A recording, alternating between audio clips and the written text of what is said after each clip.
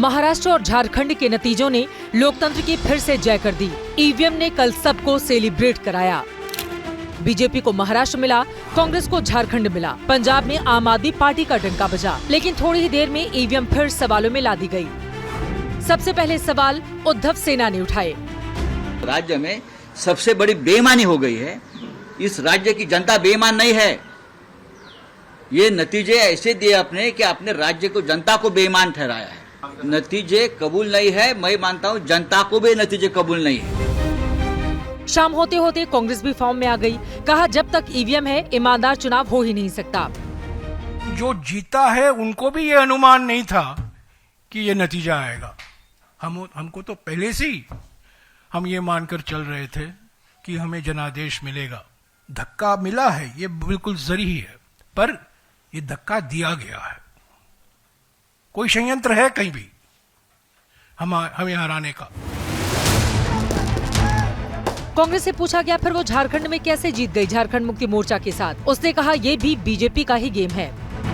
जहां भारतीय जनता पार्टी को भारी लाभ लेना होता है वो सारे दांव पेच वहीं खेले जाते हैं। बाकी जगह लेवल प्लेइंग फील्ड चलने दी जाए।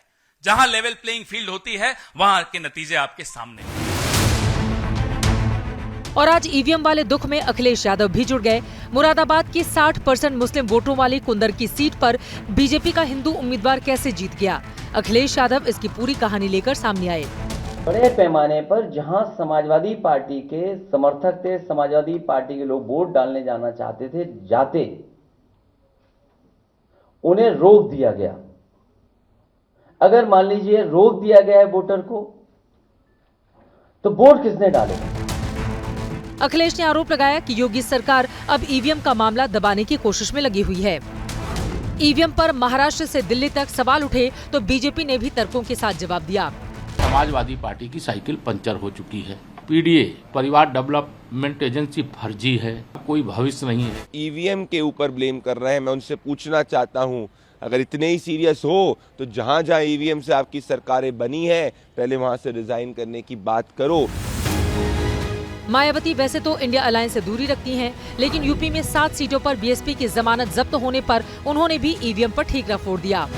जब तक देश में फर्जी वोटों को डालने से रोकने के लिए देश के चुनाव आयोग द्वारा कोई सख्त कदम नहीं उठाए जाते हैं,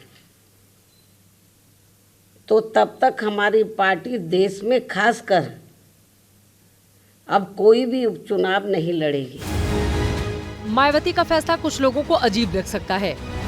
बहरहाल ये तय है कि विपक्ष ईवीएम का मुद्दा छोड़ने वाला नहीं है। उसे इसमें अब भी संभावनाएं नजर आ रही हैं।